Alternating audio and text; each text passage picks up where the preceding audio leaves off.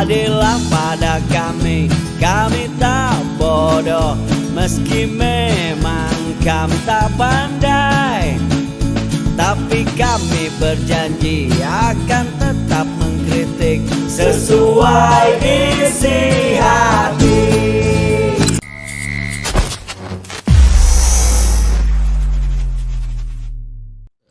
Bismillahirrahmanirrahim. Assalamualaikum warahmatullahi wabarakatuh. Salam perubahan, salam kedaulatan rakyat. Salam.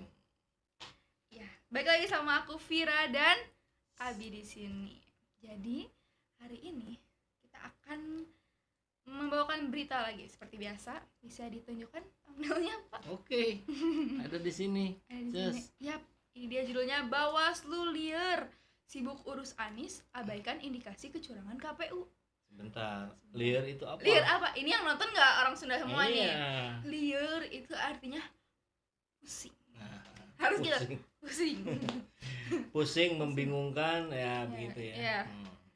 Jadi katanya Berita aja langsung Beritanya. ya. baca Oke, beritanya. nih. Bawaslu sebut Anies tak etis curi start kampanye Capres 2024. Nih, dari Kampanye Capres. ini dari judulnya aja bingung nih. Oke, bingungnya Coba. kenapa? Emang udah dibuka nih pendaftarannya? Belum. Kok udah bisa dibilang gitu ya, curi start? Ada apa nih Bawaslu? Coba kita baca dulu beritanya ya. Bawaslu menyebut Anies Baswedan tidak etis dan melakukan kampanye curi start dengan kegiatan di Aceh beberapa waktu lalu. Itu kayaknya apa ya? Kunjungan apa itu termasuknya? Kunjungan silaturahim kebangsaan. Jadi Pak Anies itu dari zaman masih menjabat sebagai gubernur itu tuh surat undangan tuh ratusan itu, diminta datang ke sini. Nah, dan itu semua belum bisa dipenuhi selama Pak Anies masih jadi gubernur. Makanya selesai jadi gubernur, mulailah dipenuhi satu persatu undangannya. Jadi mendatangi undangan gitu dianggap kampanye. Masa kampanyenya aja belum, pendaftaran capresnya aja belum. Baru kemarin diresmikan siapa aja partai politik yang lolos menjadi peserta pemilu. Oke. Jadi belum ke pendaftaran capres. Belum ya. Ada aja ya Bawaslu. Bawaslu membuat pernyataan itu berdasarkan laporan. Bawaslu juga telah melakukan pendalaman terhadap laporan itu. Ditinjau dari sisi etika politik, kegiatan safari politik yang dilakukan Anies Baswedan dapat dipandang sebagai tindakan yang kurang etis. Telah melakukan aktivitas kampanye terselubung dan terkesan mencuri start dalam melakukan kampanye sebagai calon presiden dalam Pilpres 2024. Waduh. Kata ini siapa? Kata anggota Bawaslu Puadi. Itu disebut kurang etis. Kalau yang menentukan itu etis atau tidak biasanya ada dewan etik gitu yang memutuskan oh ini etis, ini tidak. Kalau Bawaslu itu kan badan pengawas pemilu. Sebetulnya sama sekali tidak berhak untuk menyatakan bahwa ini etis atau tidak. Bawaslu hanya boleh menyampaikan ini melanggar atau tidak gitu. Tapi lagi-lagi perlombaannya belum dimulai. Belum mulai, ini kenapa buru-buru banget ya? Aduh. Bawaslu nih kerjanya belum. Meski demikian, Bawaslu tidak menjatuhkan hukuman kepada Anies. Bawaslu menyatakan tak mendapati pelanggaran dalam peristiwa di Aceh tanggal 2 Desember lalu. Benar dong, nggak ada pelanggaran? Iya benar, makanya karena tidak ada pelanggaran, barangkali pandangan rakyat kita ala-ala kita aja. Ini masa tiap ada aduan ke Anies tidak ada pelanggaran, kan ini aduan tuh bukan yang pertama.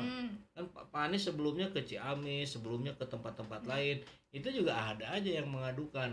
Mungkin nggak enak juga tuh Bawaslu ini kok dikesankan bahaya nih Bawaslu kalau dikesankan pro Anies. Jadi udahlah bilanglah memang tidak melanggar tapi itu kurang etis. Nah justru ketika bilang tidak etis justru porsi pekerjaan bidang wilayahnya Bawaslu menjadi kabur. Jadi member apa tuh namanya? Apa tuh? Kalau dalam gayung airnya muncrat gitu. Ya, meleber. Meleber itu dia. Meleber. Jadi yang bukan urusannya dijadikan urusan dia. Ada nih. Puadi mengatakan memang belum ada penetapan calon presiden untuk Pilpres 2024. Namun publik sudah tahu Anies berstatus bakal calon presiden yang telah dideklarasikan beberapa partai. Cuman masalahnya pasti enggak Pak Anies jadi capres? Belum tentu Belum tentu juga. Baru Nasdem itu perolehan kursi persentasenya itu di bawah 10%. Sedangkan syarat untuk mengajukan sebagai capres itu 20%. Makanya rencananya Nasdem bergabung dengan Demokrat dan PKS. Nah, Demokrat dan PKS belum resmi mendukung Anies. Jadi kalaupun dikatakan di sini walaupun belum ada penetapan tapi publik sudah tahu. Ya memang publik sudah tahu, tapi belum ada kepastian. Kita mau berharap aja, siapa tahu gitu. Bawaslu mengimbau semua pihak tidak melakukan kegiatan yang menjurus ke curi start kampanye. Bawaslu menegaskan kampanye baru dilakukan 28 November 2023 hingga 10 Februari 2024. Udah keluar ya tanggalnya. Nah, ini menarik nih. Kalau dibilang bahwa Bawaslu mengimbau semua pihak tidak melakukan kegiatan yang menjurus ke curi start kampanye, maka harusnya yang dibilang tidak etis itu bukan cuman Anies, tapi juga Prabowo, Erick Thohir, Ridwan Kamil, Ganjar Pranowo, Puan Maharani. Ini semua pejabat yang kemana-mana, kemudian disiapkan balihonya dan segala macam, apalagi itu menggunakan dana negara. Iya kan, bikin baliho misalkan selamat datang Menteri BUMN, kan itu pasti pakai uang negara. Uang siapa? Uang kita. Uang rakyat itu. Dan dimanfaatkan untuk curi start. Karena mereka menjaga nama untuk terus ada di jajaran elektabilitas dan popularitas. Harus ada eksistensinya. Jadi Bawaslu repot nih kalau sudah bilang yang seperti ini. Kita akan tagih nih, rakyat akan menagih Bawaslu untuk juga menegur ke Prabowo, Erick Thohir, Ganjar dan semua. Dan nama lainnya ya. Katanya semua orang paham dan dapat menahan diri untuk tidak melakukan apapun bentuk kampanye atau sosialisasi diri sebab saat ini bukan waktunya untuk kampanye. Ini penting kita ajarin Bawaslu nih sekalian. Rakyat mengajarkan Bawaslu. Gimana nih? Jadi harusnya apa yang dilakukan Nasdem itu justru dicontoh oleh partai-partai lain. Agar sosialisasi tokoh calon itu sudah diketahui rakyat jauh-jauh hari. Jangan sampai mendadak kayak kemarin itu kan baru jelang penutupan capres cawapres baru didaftarin capres dan cawapresnya.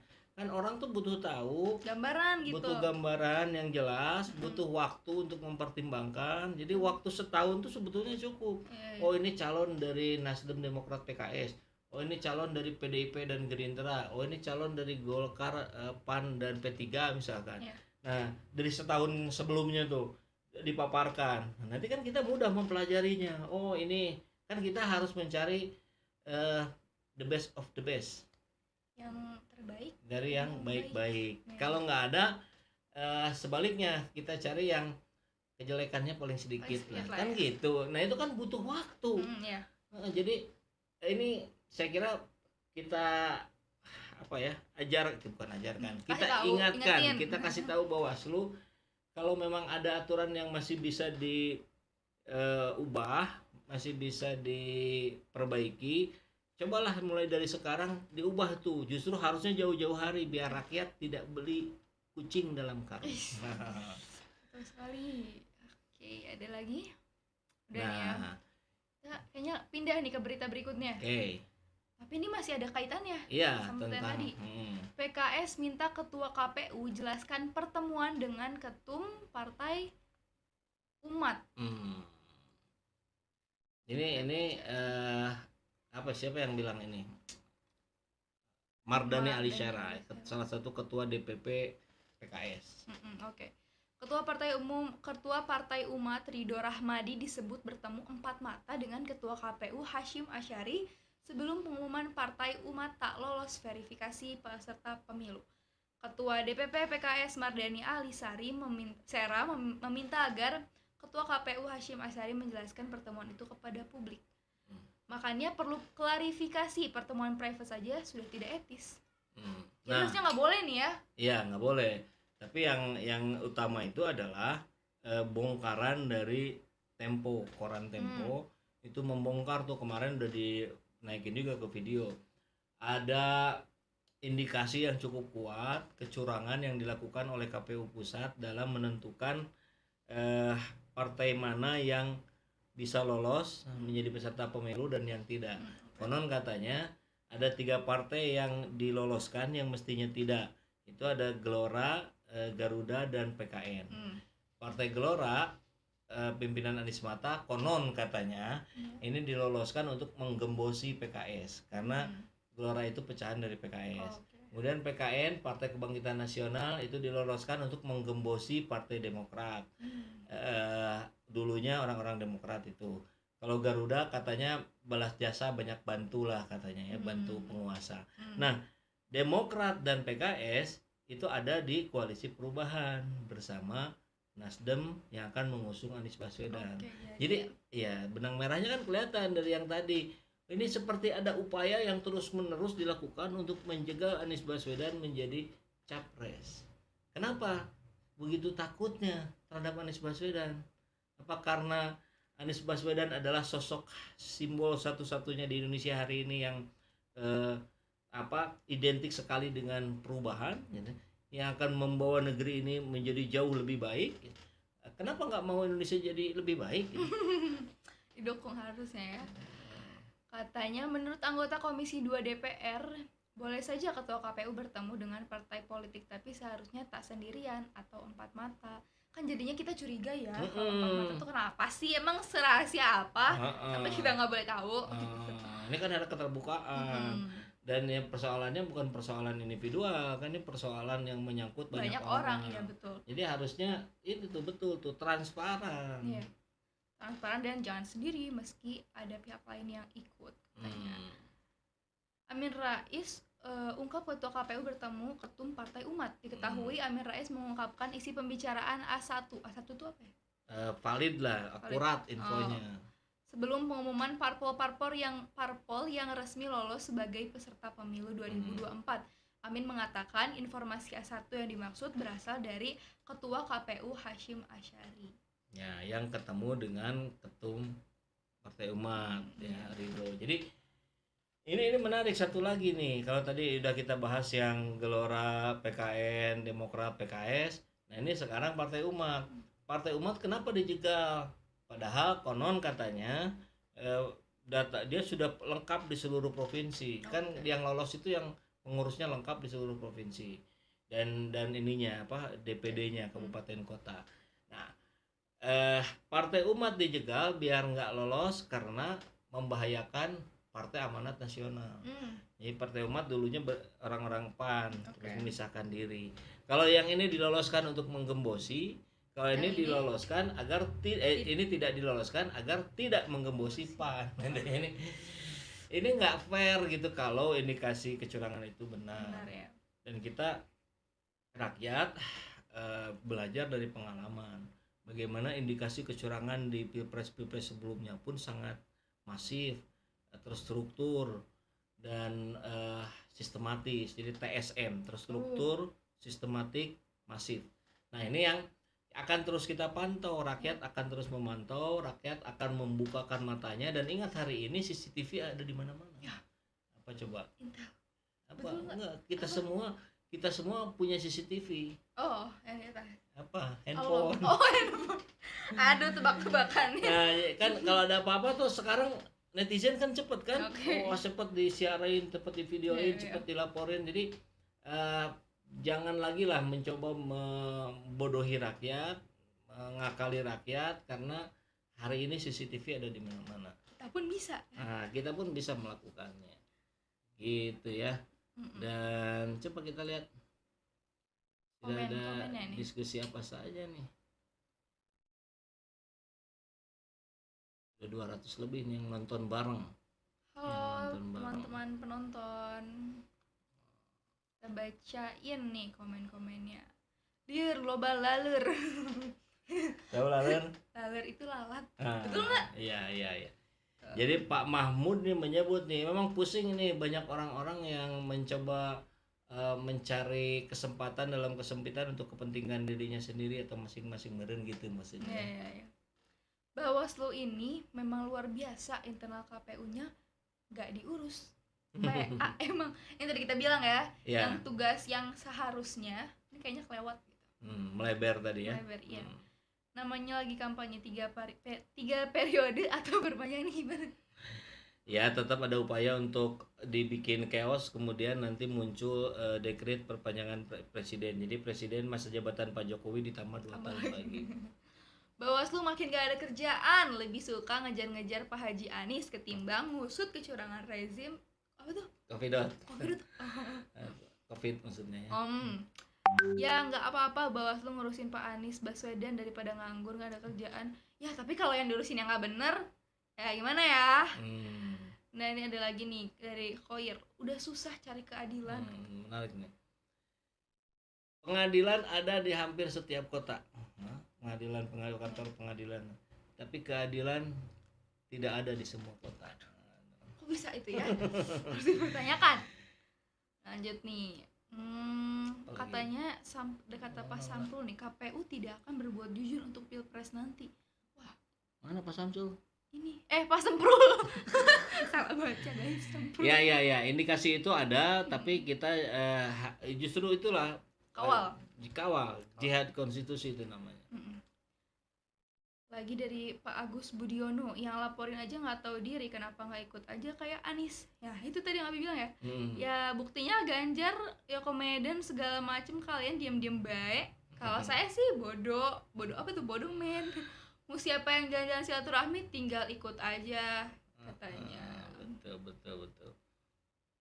Apalagi nih katanya, baru baca pres udah ketar-ketir segitu doang.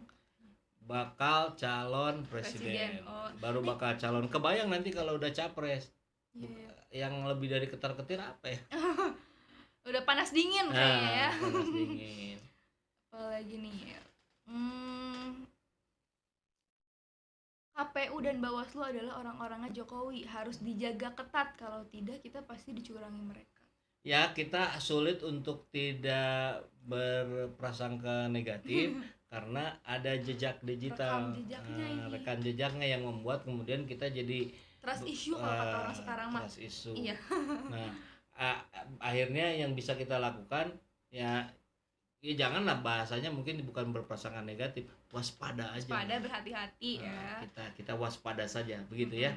Kita cukupkan dulu deh ya. Kita harus berangkat lagi nih. Kemana? Nggak tahu. Kepo.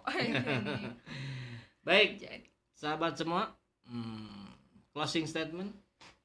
Jangan gitu dong, closing statementnya apa ya? Bingung. Kalau kata jangan lupa like and subscribe. Gitu. Kita doakan supaya Pak Anies apa? Diberkahi Allah. Amin, dan menjadi presiden 2020. Amin. Apa? Salam perubahan, salam kedaulatan rakyat. Wassalamualaikum warahmatullahi wabarakatuh. Alhamdulillah.